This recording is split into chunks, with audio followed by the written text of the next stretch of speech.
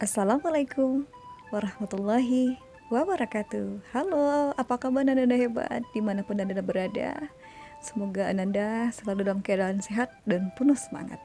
Oke, berjumpa kembali dengan Ibu Lidi Suryani. Di video pembelajaran kita kali ini adalah pengaruh dan pemanfaatan gerakan bumi dan bulan. Nah, sebelum kita lanjut ke pembelajaran kita, sebaiknya kita berdoa dulu agar pembelajaran kita hari ini berkah dan bermakna ya Nanda. Untuk pembacaan doa kali ini yang akan dibaca oleh Ananda Tio. Assalamualaikum warahmatullahi wabarakatuh. Sebelum memulai pelajaran, marilah kita berdoa agar pelajaran hari ini bermanfaat. Bismillahirrahmanirrahim. Rabbi sahri sadari wa yasirli amri wahlul uhdatan min lisani yafqahul qawli. Rabbi zikni ilman warzuqni fahman. Amin ya rabbal alamin. Terima kasih Nanda Tio. Semoga pembacaan doa tadi menjadi amal ibadah buat kita semua. Amin. Selanjutnya kita tepuk semangat dulu ya biar pembelajaran kita lebih semangat lagi. Yang akan dipimpin oleh Eci. Tepuk semangat. Semangat. Terima kasih Nanda Eci. Wow, luar biasa sekali semangatnya ya. Semoga Anda semua juga lebih semangat lagi ya. Oke, selanjutnya kita akan menyanyikan lagu wajib Indonesia Raya.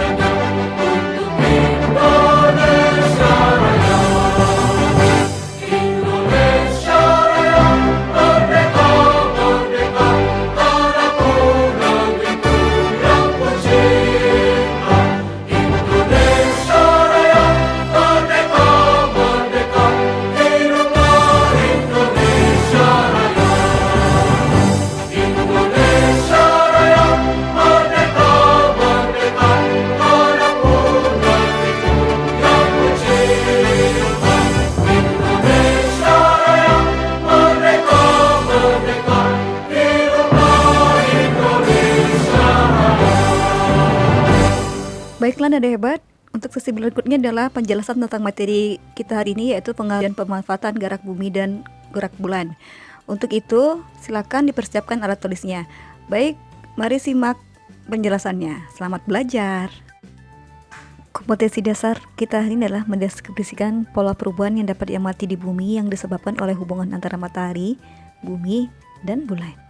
Adapun tujuan pembelajaran kita hari ini adalah setelah Anda mempelajari pembelajaran ini, maka Anda diharapkan mampu mendeskripsikan terjadinya siang dan malam serta perbedaan waktu akibat peristiwa rotasi bumi, menjelaskan sistem penanggalan hubungannya dengan revolusi bumi, serta menjelaskan dasar perhitungan tahun Masehi dan tahun Hijriah.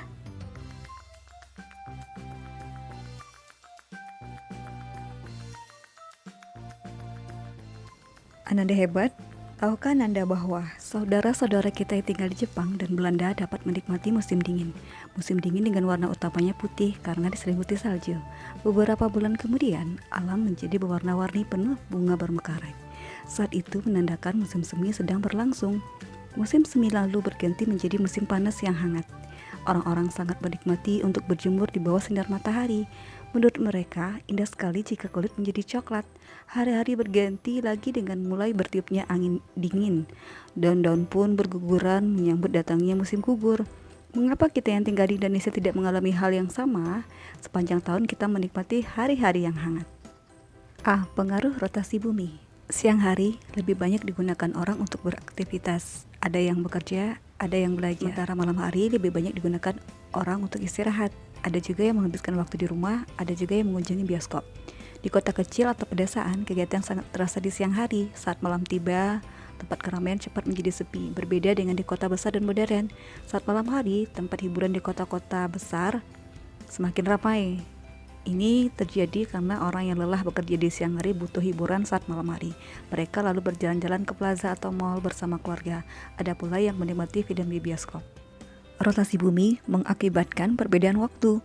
Misalnya, saudara kita yang tinggal di Maluku lebih dahulu memasuki waktu pagi daripada saudara kita yang tinggal di Aceh. Rotasi bumi mengakibatkan terjadinya siang dan malam, serta perbedaan waktu. B. Pengaruh revolusi bumi. Revolusi bumi mengakibatkan terjadinya perubahan musim di bumi. Tetapi perubahan musim ini terjadi di belahan bumi utara dan belahan bumi selatan. Sementara untuk bagian daerah yang letaknya di sekitar Khatulistiwa, misalnya Indonesia, perubahan musim tidak terlalu jelas dirasakan. Daerah ini selalu menerima pancaran sinar matahari yang hampir sama sepanjang waktu. Perhatikan gambar. Akibat kemiringan sumbu rotasi bumi, bagian bumi utara menerima intensitas sinar matahari yang berbeda dengan bagian bumi selatan. Perbedaan intensitas sinar matahari inilah yang menyebabkan terjadinya perbedaan musim di bumi pada waktu yang sama. Bagian bumi yang menerima intensitas sinar matahari yang besar akan mengalami musim panas. Bagian bumi yang menerima intensitas sinar matahari yang kecil akan mengalami musim dingin. Bagian bumi yang mengalami perubahan dan perbedaan musim selama 1 tahun dapat dibaca pada tabel berikut ini. Di Indonesia, panjang waktu siang hari relatif sama dengan panjang waktu malam hari, yaitu masing-masing 12 jam. Sementara itu, di belahan bumi utara dan selatan, panjang waktu siang dan malam selalu berubah di setiap musim. Selama musim panas, belahan bumi utara condong ke arah matahari. Perhatikan gambar. Pada waktu itu, bagian bumi utara mendapat pancaran sinar matahari lebih lama, akibatnya lama siang hari menjadi lebih dari 12 jam. Selama musim dingin, belahan bumi utara menjauhi matahari. Perhatikan gambar. Pada waktu itu, bagian bumi utara lebih sebentar mendapat pancaran sinar matahari. Akibatnya, lama siang hari kurang dari 12 jam. Makin ke utara, waktu siang juga makin pendek. Belahan bumi selatan mengalami musim yang berbeda dari belahan bumi utara. Saat belahan utara mengalami musim panas, belahan bumi selatan mengalami musim dingin. Saat belahan bumi utara mengalami musim dingin, maka belahan bumi selatan mengalami musim panas. Perbedaan musim ini menghasilkan suatu budaya dan kebiasaan yang unik. Saat bulan Desember, saudara-saudara kita di Eropa, Asia bagian utara, dan Amerika bagian utara suasana dingin, bahkan bersalju. Sementara saat yang sama, saudara kita di Australia bagian selatan dan Selandia berasa hangat musim panas. Indah bukan perbedaan itu? Revolusi bumi mengakibatkan terjadinya perubahan musim di belahan bumi utara dan belahan bumi selatan. C. Sistem penanggalan. Revolusi bumi dan revolusi bulan dimanfaatkan orang untuk menandai waktu dari hari ke hari. Kita sekarang mempelajari 2 sistem penanggalan yang dibuat, yaitu tahun Masehi atau berdasarkan tahun Syamsiah, berdasarkan revolusi bumi, dan tahun Hijriah atau tahun Komariah berdasarkan revolusi bulan. 1. Tahun Masehi atau tahun Syamsiah. Tahun Masehi atau Syamsiah sering juga disebut tahun matahari atau surya. Seperti telah Anda ketahui, sekali bumi mengelilingi matahari memerlukan waktu 365 hari. Tahun yang didasarkan atas perhitungan waktu yang dibutuhkan bumi mengelilingi matahari disebut tahun surya atau tahun Masehi, dan lamanya sama dengan 365 hari. Dalam tahun Masehi, 1 tahun dibagi menjadi 12 bagian. Perhatikan pada tabel. Penetapan tahun Masehi mula-mula dilakukan oleh Julius Caesar dari kerajaan Romawi pada tahun 47. Orang-orang Romawi menetapkan 1 tahun sama dengan 365 hari. Karena jumlah hari dalam setahun tidak bulat, Julius Caesar menetapkan 1 tahun sama dengan 365 hari, sedangkan sisa yang 1/4 hari dan setiap tahun dikumpulkan selama 4 tahun sehingga menjadi 1 hari. Tambahan 1 hari tersebut dimasukkan ke bulan Februari yang biasanya 28 hari menjadi 29 hari, sehingga 1 tahun sama dengan 366 hari dan disebut tahun Kabisat. Julius Caesar menetapkan tahun Kabisat adalah tahun yang habis dibagi 4, misalnya 1992, 1996, 2000, dan seterusnya. Perhitungan yang lebih tepat menunjukkan bahwa lamanya bumi mengelilingi matahari 1 kali adalah 365 hari, 5 jam, 48 menit. Setelah diperhitungkan dengan teliti, maka tahun Kabisat adalah tahun yang angkanya habis dibagi 4 dan tahun Abad yang angkanya habis dibagi 400. Tahun abad adalah tahun yang angka terakhirnya ratusan, misal 900, 1000, 1100, 1900, 2000, dan seterusnya. Jadi, tahun 1900 bukan tahun kabisat karena walaupun habis dibagi 4, tidak habis dibagi 400. 2. Tahun Komariah atau tahun Hijriah. Pada saat bumi telah mengelilingi matahari 1 kali, bulan telah mengelilingi bumi 12 kali. Lamanya bulan mengelilingi bumi 1 kali adalah 29,5 hari. Dengan demikian, 1 kali bulan berevolusi lamanya sama dengan 12 kali. 29,5 hari sama dengan 354 hari. Tahun yang didasarkan pada perputaran bulan ini disebut tahun Komariah atau tahun Hijriah. Jadi, 1 tahun Komariah sama dengan 354 hari. Pembagian jumlah hari setiap bulannya pada kalender Komariah adalah sebagai berikut. Menurut peredaran bulan, lama bulan Zulhijjah lebih lama dari 29,5 hari. Dengan demikian, kalender Hijriah juga mengenal tahun kabisat yang lamanya 355 hari. Kelebihan sehari ditambahkan pada bulan Zulhijjah sehingga 1 bulan menjadi 30 hari. Sistem penanggalan Hijriah digunakan untuk memperingati hari-hari besar Islam. Idul Fitri dan Idul Adha tidak dijadwalkan pada sistem penanggalan Masehi. Idul Fitri dan Idul Adha dijadwalkan pada sistem penanggalan Hijriah. Idul Fitri dirayakan setiap tanggal 1 Syawal, sedangkan Idul Adha diperingati setiap tanggal 10 Zulhijjah.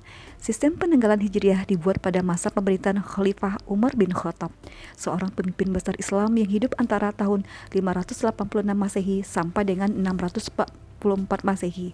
Tahun pertama Hijriah ditetapkan oleh Khalifah Umar untuk menandai tahun hijrahnya Nabi Muhammad SAW di kota Madinah atau Yathrib pada tahun 622 Masehi.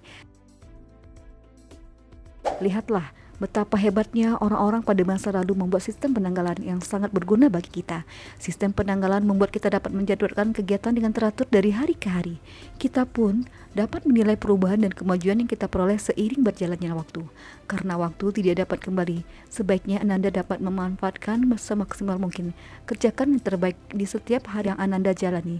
Tentu Ananda tidak mau menyesal di kemudian hari, karena telah menyia-nyiakan waktu yang amat berharga. Perhitungan tahun Hijriah atau Komariah didasarkan pada kala revolusi. Baiklah Anda hebat semua.